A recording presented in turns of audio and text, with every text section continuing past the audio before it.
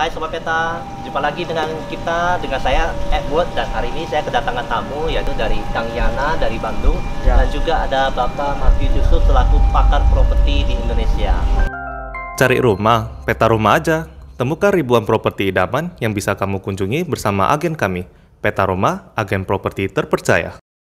Nah, kali ini kita ingin bertanya mengenai bagaimana sih properti untuk di tahun baru nanti, di tahun 2022. Oke, terima kasih banyak. Ini pertanyaan yang sangat bagus. Kita sudah menginjak di tahun 2022 atau pada saat ini ditayangkan sudah 2022. Welcome tahun 2022. 2022 Indonesia secara makroekonomi seperti apa? Properti bagaimana?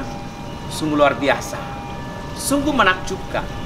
Karena begitu banyak relaksasi yang dibuat oleh pemerintah, sehingga properti untuk tahun depan atau tahun ini 2022, kalau kita lihat di siaran ini kesempatan yang sangat baik bagi insan properti, baik Anda sebagai marketer, baik Anda sebagai investor, baik Anda sebagai developer, baik Anda siapapun Anda, karena properti itu akan bangkit di tahun 2022, bukan lagi pandemik tapi akan jadi endemik. Ini hal yang luar biasa. Sehingga kalau berbicara makro properti di Indonesia di tahun 2020 mestinya sangat luar biasa. Kalau untuk sebagai investasi properti sendiri di tahun 2022 itu apa cocok apa tidak, Pak?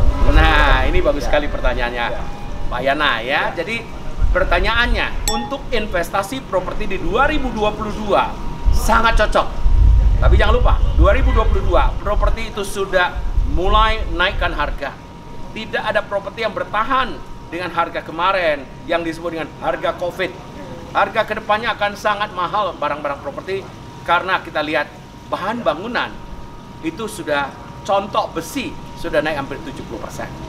Dan semua infrastruktur ataupun yang untuk bahan-bahan bangunan, karena properti didukung oleh hampir 178 bahan bangunan, multiplier effect. Karena lokomotif harus tarik gerbong-gerbongnya. Lokomotif jalan, 178 gerbong itu kan jalan. Nah, tentunya kita melihat selain relaksasi pemerintah, kita lihat bahwa bahan-bahan bangunan sudah naik semua. Saya percaya upah minimum itu juga naik. Pasti akan membuat harga properti minimum harus naik 30%. Bahkan ada yang lebih dari 30%. Sebenarnya inilah waktunya. Dia tentunya naiknya secara gradual, secara bertahap. Dia akan yang disebut dengan slidingnya naik. Kalau dia sliding naik, dia sudah lupa turun. Harganya akan bagus banget di tahun 2022, 2023, dan bahkan akan ke puncaknya di 2023 dan 2024. Jadi ini satu kesempatan. Karena kalau pepatah China mengatakan, "Wisien jiushi jihui," hambatan itu adalah kesempatan yang sangat luar biasa. Apalagi dibanding dengan ada relaksasi pemerintah untuk rumah yang siap, maka developer bisa, yang satu hal, pembeli tidak pernah kena PPN lagi. Tidak ada PPN. Pemerintah lagi memperpanjang relaksasi bebas PPN ini yang bagi rumah yang sudah selesai. Kemudian kedua kita lihat ada yang disebut dengan pengungkapan daripada harta, yang disebut dengan PPS ya. Nah, ini yang kita sebutkan dengan tes amnesti jilid 2. Indonesia baru 2 kali, di Amerika udah 111 kali. Jadi ini merupakan satu kesempatan yang luar biasa, bisa declare, bisa mengungkapkan hartanya yang selama ini belum diungkapkan. Satu hal lagi yang paling penting, dividen. Ya, ingat dividen yang 10% itu bisa dibelikan dengan barang-barang yang disebut dengan properti. Yang kedua, obligasi pemerintah. Jadi dividen 10% itu tidak akan hilang. Anda bisa membelanjakan 10% itu di properti. Ini hal yang menggembirakan. Kalau kita lihat lagi suku bunga bank semakin hari semakin turun. Sekarang 3,5% aja. Bunga bank makin lama makin kecil. Itu tandanya properti lagi bangkit. Properti lagi bangkit. Nah, kita lihat lagi, sebentar lagi asing bisa beli properti di Indonesia. Omnibus Law, Undang-Undang Cipta Kerja, itu lebih dahsyat lagi.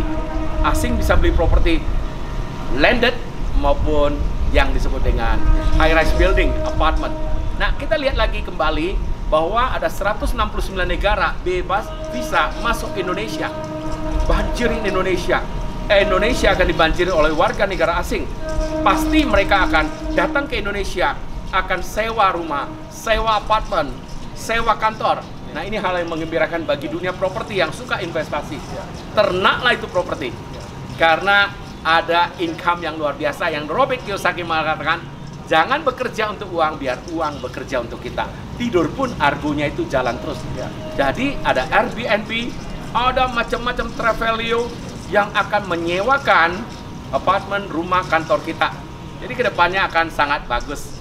Daripada kita lihat ya, kita investasi apa yang paling berharga. Apalagi sebentar lagi redominasi. Yang bisa pegang uang kita supaya stabil, bukan yang lain, tapi tetap properti. Jadi ini kesempatan baik, Pak Yana, ya Pak Edward, ini kesempatan yang baik. Ya, Anda harus mengambil keputusan untuk membelanjakan uang Anda di properti. Saat ini bukan saat jual, saatnya saat beli. Time to buy. Now is a great time to buy property. Nah, ketika kita berbicara untuk membeli properti ini, Ya. properti itu kan banyak, mulai ada rumah, apartemen, gudang, sampai ada juga komersial yang lainnya, ruko. Menurut pandangan Pak Matius, Ya, untuk membeli properti, jenis-jenis properti apa yang cocok untuk investment? saat ini kita lihat ada hal yang terjadi koreksi. Ada koreksi. Contoh nih, apartemen yang gedungnya tinggi-tinggi itu akan terjadi koreksi. Makanya kalau beli properti, sekarang beli yang middle rise. Jangan terlalu high rise. Middle rise yang lantainya 7 lantai itu yang akan sangat bagus. Kemudian pertanyaannya, beli yang mana lagi yang bagus? Ruko juga tetap bagus. Karena ruko bisa jadi Soho bagi startup bisnis. Bagi pendatang-pendatang anak-anak muda, generasi milenial, Y dan generasi Z, zaman now, mereka pasti kepingin nggak harus kantor biasa lagi, tapi kantor di ruko. Kembali ke situ. Jadi yang disebut Soho, smart office, bukan small office lagi. Smart office, home office. Mereka bisa bekerja sambil bisa tinggal.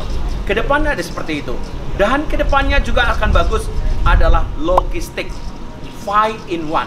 Bukan lagi 3 in 1. Dulu 2 in 1, 3 in 1, 4 in 1. Sekarang 5 in 1. Yang pertama bisa jadi gudang. Yang kedua bisa jadi kantor. Yang ketiga bisa jadi rumah. Yang keempat online bisnis. Yang kelima bisa juga jadi co-working. Ini kedepannya akan sangat bagus. Orang-orang tidak lagi mencari office building, ya. Mereka lebih mau menyendiri karena startup bisnis. Startup bisnis bisa work from home, bisa work from Bali, bisa work from mana aja. Ini nomad ini banyak sekarang, ya. Dan mereka bisa bekerja dimanapun. Yang paling penting, properti ke depan itu banyak open air, banyak ruang terbuka hijau, banyak ruang terbuka yang bisa membuat kesehatan lebih baik. Itu ke depannya. Itu yang akan dicari orang. Dan kemudian kita lihat lagi, yang dicari orang ke depannya harus mempunyai basic daripada yang disebut dengan internet. Basic dari digital, basic daripada teknologi, kalau boleh 5.0. Sekarang bukan 4.0 lagi, ke depan adalah 5.0. Semua dengan big data. Ini yang luar biasa. Luar biasa. Terima kasih Pak Matius untuk insight dan outlook buat properti tahun 2022. Jangan lupa untuk beli properti di tahun depan 2022 karena ini adalah kesempatan yang luar biasa. Terima kasih Pak Matius dan terima kasih juga Pak Yana. Sekian video kali ini, sampai jumpa. Jangan lupa untuk like, share, subscribe YouTube channel kita Peta Rumah. Sampai jumpa. Oke, thank you.